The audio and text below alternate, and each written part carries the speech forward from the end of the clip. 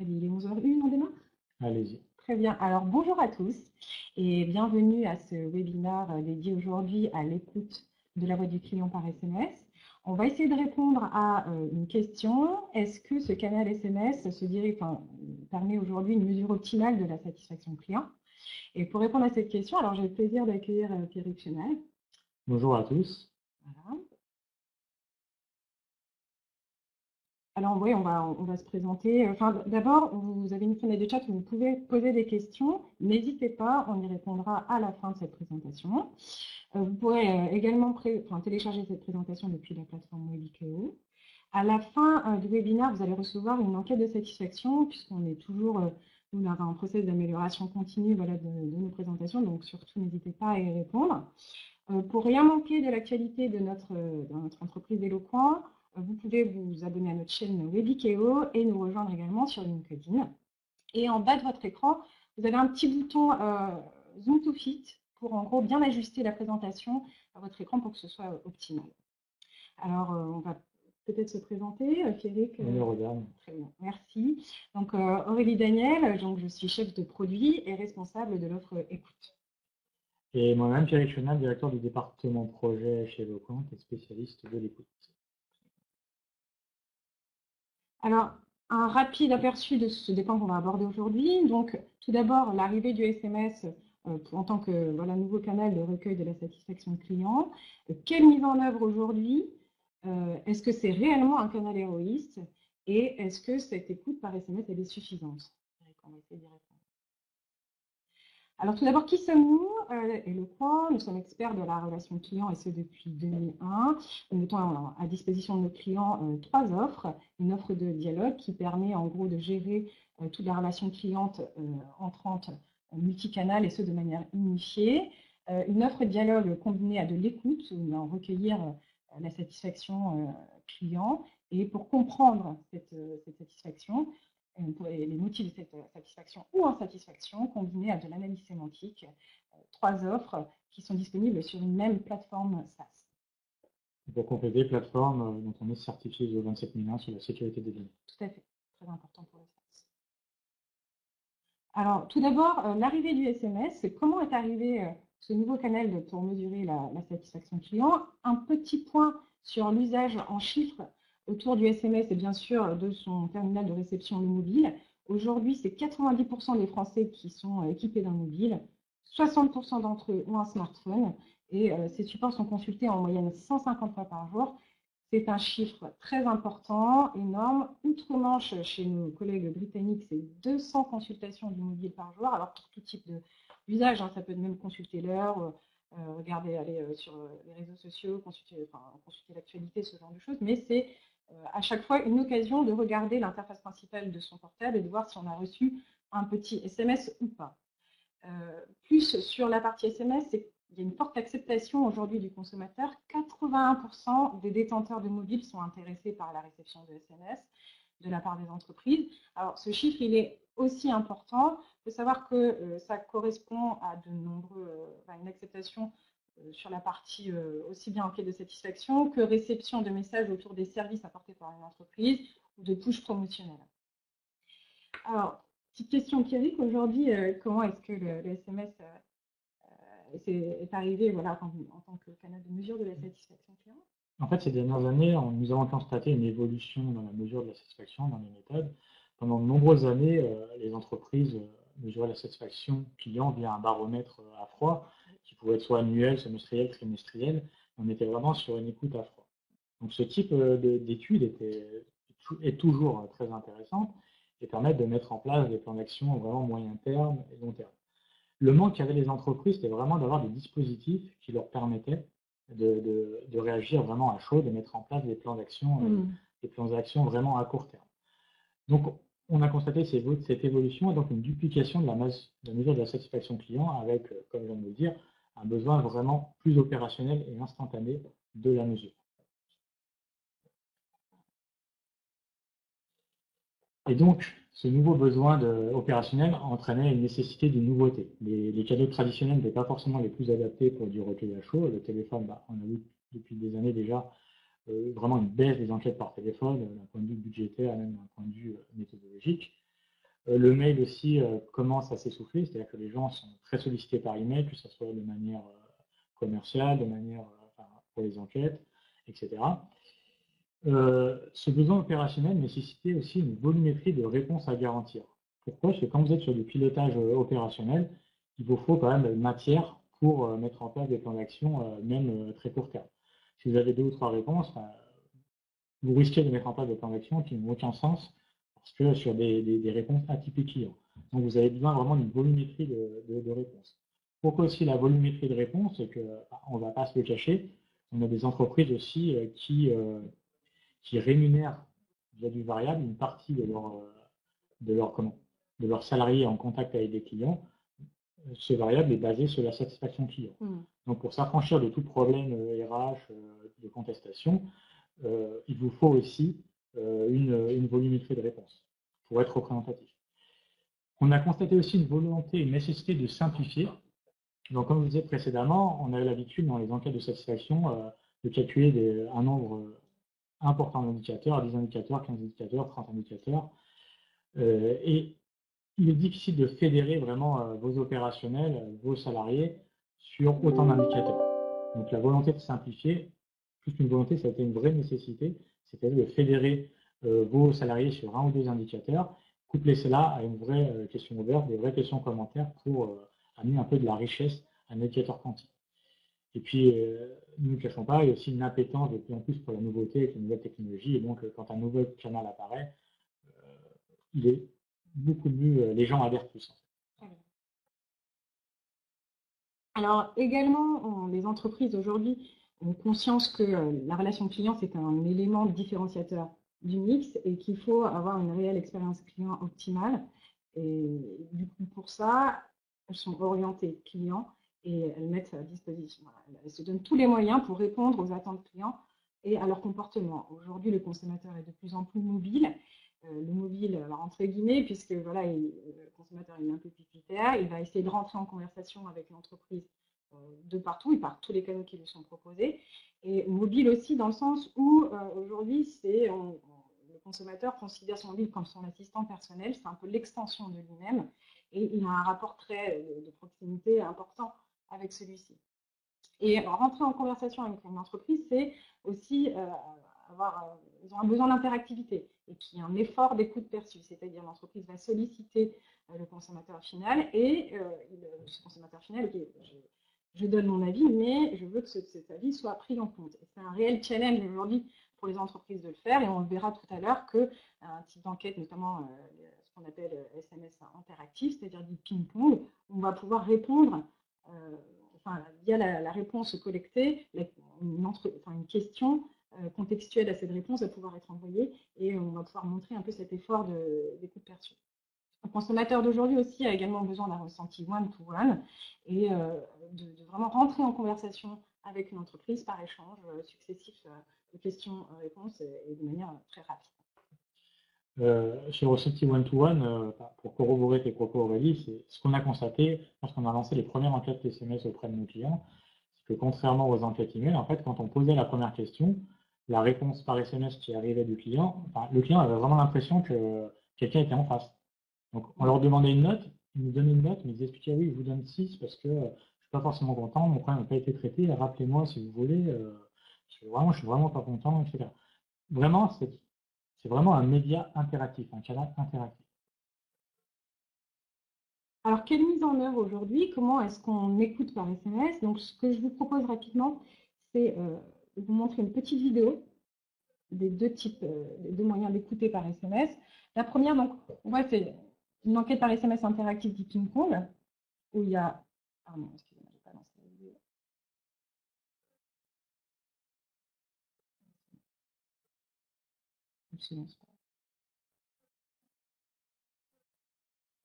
Pardon, excusez-moi, je vais passer. Plutôt pour la deuxième type d'écoute, donc c'est l'enquête par SMS avec accès à un questionnaire web. Donc, vous voyez, le client a reçu un SMS, vous avez un lien à l'intérieur, donc on parlait tout à l'heure du ressenti one-to-one, c'est personnalisé, et il est redirigé en cliquant sur le lien via un questionnaire qui a l'image de marque de l'entreprise, et en fonction de la note, il y a une question contextuelle qui s'est affichée, et le client final voilà, peut tout simplement donner son avis. Je vérifie quand même. Mais écoutez, elle ne veut pas. C'est pas grave, on a la capture d'écran juste après. Voilà, exactement. Donc, le SMS, voilà, c'est le média de la concision. Vous avez vu que les échanges sont très, très courts.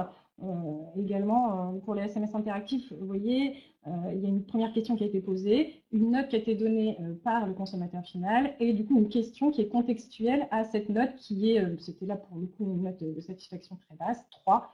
Donc, voilà, pourquoi est-ce que vous n'allez pas recommander l'entreprise? Après, c'est contextualisé ou non, en fait. Voilà, le type de questions que vous avez l'habitude de poser par un fait email, on peut aussi le poser sur SMS interactif. Donc pour résumer la vidéo que vous n'avez sûrement pas vue, le SMS interactif, c'est un échange de questions, c'est un chat SMS. Moi, j'envoie une première question, le client me répond, une fois que j'ai sa réponse, je lui envoie une deuxième question, et ainsi de suite. Et du coup, Pierrick, est-ce qu'on a ces deux seuls moyens d'écouter par SMS, c'est-à-dire de manière ping-pong et avec accès au questionnaire web, est-ce que ce sont les deux seuls moyens aujourd'hui? Techniquement, c'est les deux seuls moyens qu'on peut néanmoins mixer. Pourquoi on mixe en fait? Parce que le SMS interactif, chose qu'on ne vous a pas dit encore pour l'instant, c'est que l'envoi de SMS a un coût. Contrairement à l'email où globalement l'envoi d'email est gratuit, chaque SMS envoyé a un coût. Donc, pour essayer de maximiser en fait tous les avantages de ce canal SMS, c'est-à-dire obtenir par exemple sur l'indicateur un volume conséquent de réponses, nous pouvons sur une première question envoyer un SMS et attendre une réponse du client par SMS. Et en deuxième SMS, plutôt que de lui envoyer un échange de questions, on va directement lui envoyer un message. Merci pour votre réponse. Si vous souhaitez étayer votre jugement en répondant à d'autres questions, merci aussi de cliquer sur le lien suivant. Donc on mixe les deux. C'est un SMS interactif pour la première question avec un lien web pour compléter les réponses. Quelques conseils alors de mise en œuvre à nous donner, Pierrick? Oui, plusieurs conseils assez rapides. Dans le cas du SMS interactif, vous avez compris, c'est un échange de SMS de questions. Donc le questionnaire doit être très court. Nous, ce qu'on a constaté, c'est que passer 4 questions, 4 SMS de questions, le taux d'abandon est vraiment important. Donc nous, ce qu'on conseille, c'est 3 questions, voire 4 questions maximum. Donc comme le questionnaire est très court, il y a une vraie réflexion à mener sur les questions clés. C'est-à-dire savoir quelles questions je vais poser pour mesurer les indicateurs. Et bien entendu, est-ce que je dois mettre un verbatim, un commentaire client? Est-ce que le verbatim a sa place dans ce type de méthodologie? La réponse est oui, on verra juste après. Il y a aussi une réflexion à mener sur le moment de l'envoi. Contrairement à l'email où vous pouvez arroser entre guillemets 24 heures sur 24 les personnes, parce qu'en termes de comportement, on est moins prévenu par une sonnerie d'un email qu'un SMS en termes de comportement personnel. Donc, ce qu'il faut éviter pour les SMS, c'est éviter d'envoyer les SMS tôt le matin et tard le soir pour ne pas déranger les gens. Mais il faut garder en tête quand même d'être au plus près de l'interaction, au plus proche de l'interaction pour maximiser les taux de retour. Dans le cas d'une méthode avec un SMS par lien, il faut veiller à ce que l'URL soit courte. Pourquoi? Parce que le SMS, nous sommes limités à 160 caractères, c'est la technologie SMS. Dès que nous dépassons les 160 caractères, ça équivaut à 2 SMS envoyés. Donc, vous êtes facturé de SMS. Donc, il est dommage de perdre un peu de texte uniquement parce que le lien est trop long. Et ce type de canal ne doit pas faire oublier que votre contenu doit être personnalisé. Pour augmenter vos taux de réponse, pour que votre dispositif fonctionne à merveille, comme pour les enquêtes par email ou autre canal, il faut personnaliser le contenu. Personnaliser le contenu, ça peut être par exemple, dans le cas d'un SMS par lien, en expéditeur, de mettre le nom de votre entreprise. Lorsque la personne reçoit le SMS, sache qui lui envoie le SMS. En termes de personnalisation du contenu, j'ai plus envie de dire aussi ce qu'il faut faire, c'est contextualiser le contenu. Par exemple, vous faites des enquêtes post-visite en boutique. Ce qui est intéressant de rappeler dans le SMS, c'est le contexte.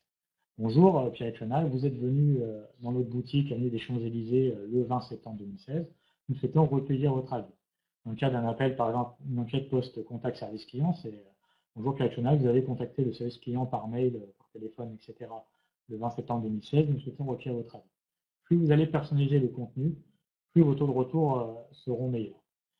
Ça pour le SMS, mais ça équivaut aussi à toutes les méthodologies.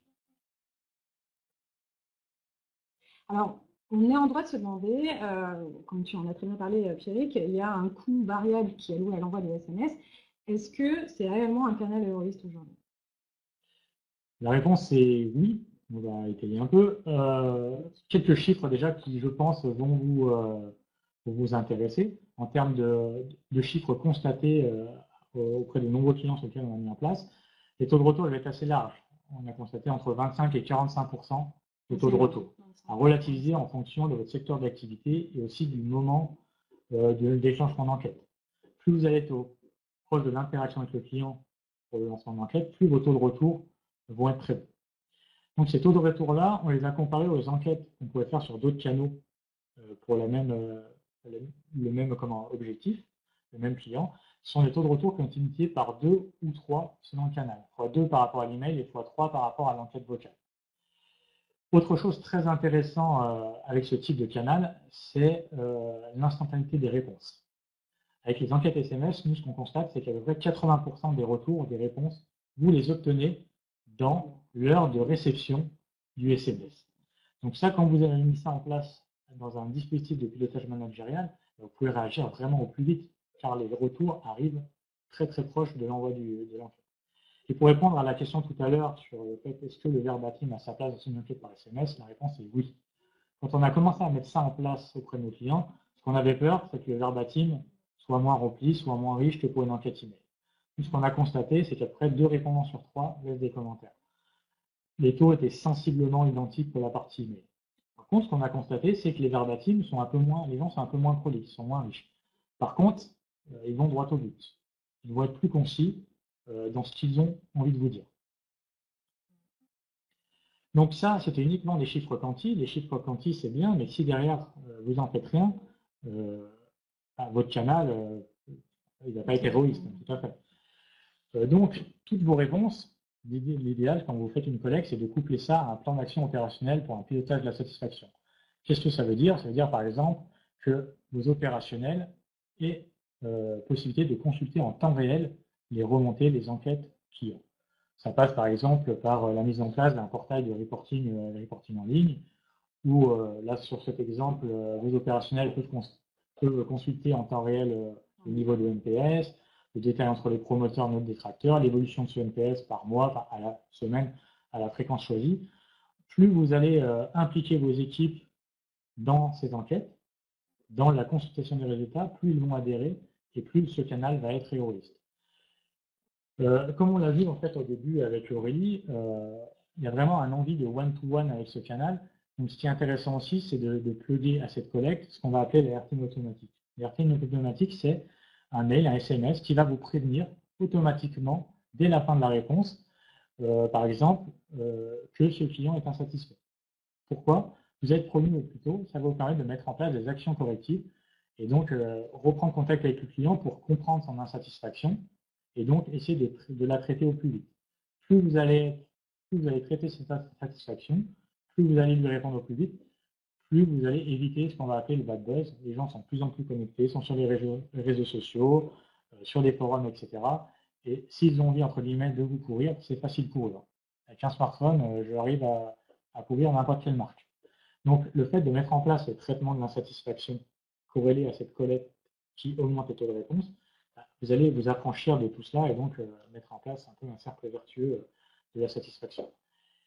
Et pour terminer, nous, ce qu'on conseille aussi à nos clients, c'est comme les taux de retour sont meilleurs, vous avez de plus en plus de réponses et donc de plus en plus de commentaires clients. Pour aider vos opérationnels, nous, ce qu'on conseille et ce qu'on met en place très souvent, c'est vraiment une analyse automatisée via une analyse sémantique des commentaires clients pour aider vos opérationnels à comprendre en fait ce pourquoi les clients sont contents ou insatisfaits.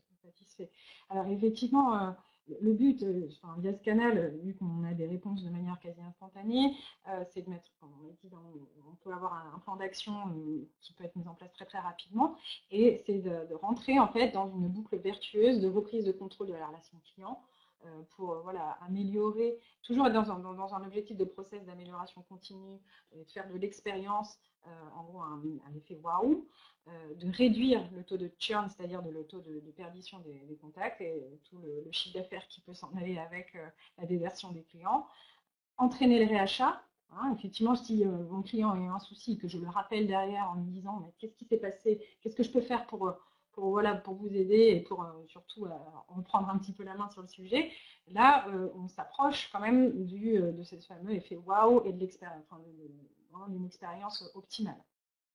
Le but derrière aussi, c'est d'entraîner de la recommandation. Aujourd'hui, tu as parlé pas de buzz, Pierrick, les avis sont déposés très très rapidement sur les réseaux sociaux et autres forums utilisateurs en communauté, et on a tous le réflexe d'aller consulter les avis sur le web avant de procéder à un achat ou avant de rentrer en relation avec une entreprise.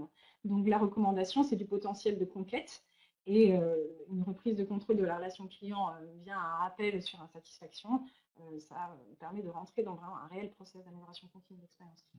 Plus qu'un canal d'enquête, je le répète, il faut vraiment voir ça comme mettre en place un vrai dispositif de pilotage de la satisfaction client. Alors, est-ce que l'écoute par SMS, elle est réellement suffisante, Pierre? La réponse est non. En fait, l'enquête par SMS ne doit pas faire oublier la mesure barométrique de fond et la mesure à froid. Il y a une phrase que j'aime bien utiliser, c'est « il ne faut pas oublier d'écouter vos clients silencieux ». Avec ce type de canal, la mise en place d'enquêtes à chaud post-interaction, vous n'écoutez que les clients qui ont eu une interaction avec vous. Les clients qui sont venus en boutique, qui ont fait un achat sur votre site web, les clients qui ont appelé le service client, les clients qui ont eu une interaction avec vous. Ces clients-là, c'est qu'une petite partie de vos clients. Vous avez toute une partie de vos clients que vous n'entendez jamais. Pourquoi? Parce qu'ils ne procèdent pas forcément d'achat, ils sont clients chez vous, pardon. Ils n'appellent pas le service client, mais ces gens-là, parmi eux, il y a des gens qui sont des promoteurs, et aussi des gens qui sont détracteurs et qui sont, entre guillemets, en souffrance avec vous. Donc la mesure barométrique de fond à froid permet aussi de les solliciter, de les écouter, et potentiellement d'éviter aussi un taux de churn auprès d'eux, parce que ces gens-là qui ne s'expriment jamais, car ils n'ont pas d'interaction avec vous, le jour où ils vous quittent, ça passe inaperçu, sauf dans vos chiffres. Et j'ai envie aussi de dire que il faut vraiment veiller à la sursollicitation des clients. Avec ce type de canal, avec une mise en place, on est tenté, c'est une mise en place qui est très très simple. On a envie à chaque interaction client de solliciter pour lui demander son avis, mais plus vous allez solliciter à chaque interaction, et plus votre source va être tarie. Et au bout d'un moment, vous allez avoir de moins en moins de réponses, vous allez avoir de moins en moins de matière qui a de moins en moins de réponses, et donc votre sac va être de moins en moins vertueux. Donc j'ai envie de dire, c'est un très bon canal, accouplé avec une mesure à froid, et surtout éviter de tomber dans les excès de l'instantanéité et de la sollicitation à tout bout de champ. Alors pour terminer, oui, avant de répondre à vos questions, juste un petit extrait de témoignage d'un livre blanc d'ailleurs qui est téléchargeable depuis notre site web de la part de SFR. Je vous laisse lire rapidement leur retour d'expérience après la mise en place de ces canaux pour mesurer et recueillir la satisfaction client. Il y a des mots assez forts: simplifier, moderniser, temps réel, taux de retour client meilleur. Voilà, aller plus vite, compréhension des irritants et puis plan d'action derrière. Alors, on va lire un petit peu vos questions, on va voir un petit peu nos questions nombreuses. Commençons. C'est déjà qu'on a répondu avec un comparatif versus mail. Voilà, c'est sur la diapo, le slide sur les chiffres. Donc là, on a répondu. D'où viennent ces chiffres? Alors, vous avez des chiffres qui sont extraits des études Médiamétrie, qui datent de 2013. Pour le premier slide, sur l'utilisation du SMS. Et toute la partie retour, taux de retour, c'est... Ce sont des chiffres issus des enquêtes qu'on a mis en place pour nos clients. Exactement. Est-ce qu'on peut les comparer aux emails? Quel canal, est-il jugé le plus intrusif par les clients? Clairement, c'est le canal vocal. C'est le SVI. C'est le SVI. Le SVI, en fait, pour ceux qui ne connaissent pas, c'est un vocal, une messagerie vocale, un robot qui vous appelle et qui vous pose des questions. Donc, c'est vraiment anti-personnel et vraiment le plus intrusif. Quel est le taux de retour moyen? On y a répondu. On a répondu. C'est vraiment selon votre secteur et aussi le moment auquel vous déclenchez l'enquête. Si vous déclenchez par exemple une enquête en quelques heures après l'interaction, le taux de retour va être meilleur que si l'enquête vous la déclenchez une semaine après l'interaction. Donc oui, le taux de réponse est plus élevé par SMS que par email. Oui. Globalement, les chiffres que je vous ai donnés, c'est le SMS interactif qui donne le meilleur taux de réponse. Le SMS avec le lien dedans, on est un peu meilleur que l'email, mais on n'obtient pas les gaps 2x2 comme pour le SMS interactif. Nous utilisons l'envoi de SMS et mail pour connaître la satisfaction client. Le problème est pour les DOM, le client ne peut pas répondre sinon surtaxé. Avez-vous des solutions? Oui, on a des solutions parce que en fait, ce que vous utilisez, c'est un numéro pour vous, France Métropole, pour tous les clients. Nous, on travaille avec un broker. Un broker, c'est la société qui envoie des SMS, enfin un broker, techniquement, qui est affilié à tous les opérateurs. Et selon vos clients, nous mettons en place des numéros dédiés pour chaque pays, donc pour les DOM. Ce qui fait que la personne dans les DOM, par exemple, qui répond, n'est pas surtaxée parce qu'il répond à un numéro du pays. Alors, comment être sûr que les retours écrits par SMS sont bien interprétés dans votre exemple pour SMS interactif? Si j'écris 3 en toutes lettres, 3 en chiffres. Alors, effectivement, on a un service intégré d'analyse sémantique qui va permettre de recoder une réponse, qui fait qu'il y a une certaine souplesse en termes de réponse du client. Et nous, on est capable d'interpréter voilà, la donnée et bien sûr d'implémenter cette réponse, de le faire monter dans le reporting. Pour illustrer, en fait, pour une réponse SMS, on vous restitue 2 réponses. Je vais vous donner un exemple. Quelle note de satisfaction donnez-vous à votre visite en boutique? Moi, je suis sur mon SMS, je vous dis, je vous donne la note de 3 parce que, etc., etc. Donc nous, on va être capable d'extraire le 3 et de l'enregistrer dans notre réponse de 0 à 10 pour vos indicateurs, mais on vous restitue aussi l'intégralité du SMS parce que le client a fait l'effort de s'exprimer ou de s'exprimer par SMS. Donc, on vous restitue aussi l'intégralité de son SMS pour analyser la matière.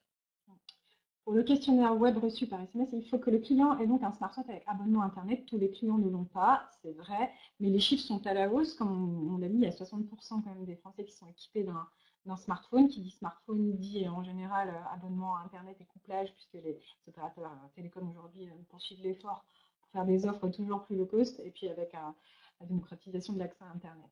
Doriana nous dit, je n'ai pas compris comment on analyse les commentaires clients sur notre réponse précédente. C'est que nous avons une solution intégrée d'analyse sémantique des clients. C'est automatique. C'est automatique, il y a un recodage automatique, voilà, une analyse sémantique intégrée. Si j'ai bien compris, il y a que les enquêtes de satisfaction qui sont intéressantes à faire via SMS. Avez-vous d'autres exemples, s'il vous plaît? Ce n'est pas que les enquêtes de satisfaction, j'ai envie de dire, c'est des questionnements courts. Vous avez 1 ou 2 questions à poser, que ce soit des questions de satisfaction ou autres questions. Ce canal est adapté. Il faut vraiment réfléchir en termes de nombre de questions à poser, plutôt que l'objectif, c'est uniquement des enquêtes de satisfaction. Ok. Comment rassurer le client que le SMS n'est pas un message frauduleux? Ça, c'est une bonne question. Alors, on peut personnaliser l'expéditeur déjà, surtout dans le cas d'un envoi post-interaction. Si on déjà le nom de la société est mentionné au niveau de la liste des SMS reçus. Juste pour préciser, nous pouvons mettre le nom dans l'expéditeur uniquement pour les SMS par lien. Oui. Pourquoi dans le cas du SMS interactif, je suis obligé d'avoir un numéro? Je suis obligé d'avoir un numéro parce que lorsque la personne répond au SMS pour vous donner sa réponse, il est obligé de répondre à un numéro et non pas un expéditeur en lettres. Et donc l'idéal, c'est d'indiquer dans le SMS le nom de votre nom en fait. Et le SMS n'est pas frauduleux parce que la personne voit tout de suite, quand elle lit le SMS, on voit qu'on lui pose une question de satisfaction. On n'est pas là pour lui demander ses coordonnées, etc. On n'est pas dans une démarche marketing pure, on est là vraiment pour écouter ce qu'elle a à nous dire. Alors oui, pour la personne qui a posé la question sur les dames, on pourra vous recontacter. Alors, question suivante. Est-ce que voilà, le SMS, ça s'adresse uniquement au B2C? Est-ce qu'on a des cas de sociétés B2B qui utilisent le SMS? Oui, nous avons plusieurs clients qui utilisent ce média sur la partie B2B. À l'heure actuelle, les taux de retour sont meilleurs que l'email, mais moins bons quand même que sur la partie B2C. Le vrai problème, en fait, c'est vraiment pour les entreprises d'obtenir les numéros de téléphone professionnels des personnes. Par contre, nous, on l'a testé sur certaines populations où ça marche très bien. Par exemple, tout ce qui est artisans, des gens en mobilité, qui n'ont pas forcément de forfait data, et les enquêtes par SMS interactifs marchent mieux que les enquêtes par email auprès de ce type de population. Donc, une question, 4 questions maximum, dont celle concernant la levée d'anonymat. Oui, vous pourrez ajouter cette question de levée d'anonymat. Après, la CNIL là-dessus n'est pas forcément Dans le cadre d'enquête de satisfaction, on n'a pas forcément un discours encore clair sur la partie enquête SMS. Est-ce qu'on doit demander la levée de l'anonymat ou non de la personne? Mais oui, si vous souhaitez être plus sûr, il faut rajouter cette question-là si vous voulez restituer les informations personnelles à vos opérationnels. SMS ping-pong, qui paie quoi? Qui paye quoi? Bah, uniquement vous, en fait, client, vous payez les SMS envoyés, les questions envoyées. Le client ne va pas payer les SMS, parce que ce n'est pas des numéros surtaxés. Donc lui, s'il a un forfait SMS illimité, ben, ça fera partie de son forfait. S'il a un forfait de 200 SMS, n'importe quoi, ben, ça décomptera du nombre d'SMS. Mais les SMS ne sont pas surtaxés pour votre client. Très bien. Il est 11h31. Alors, je suis désolée, il y avait encore beaucoup de questions. On en prend une dernière peut-être. Est-ce que l'analyse des réponses via SMS reste maîtrisable? Et comment faites-vous le lien avec les réponses obtenues du même répondant via le questionnaire web? Merci de m'éclairer.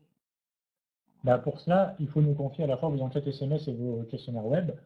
Et si pour vos clients, vous avez un identifiant client que vous nous donnez en amont, nous, on est capable de ramener les informations, les réponses dans l'enquête email et l'enquête SMS.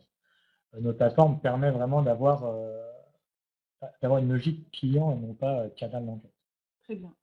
Alors, il est 11h32. Bah, écoutez, bah, merci beaucoup en tout cas d'avoir assisté à notre webinaire. Surtout, n'hésitez pas, vous allez recevoir une enquête de satisfaction à répondre et puis bien sûr à nous faire part de vos idées d'amélioration. On est à votre écoute, toujours comme on le disait, dans la logique d'amélioration continue de nos présentations. Et merci et à Merci de bientôt. nous avoir suivis et très bonne journée à vous tous. Très belle journée.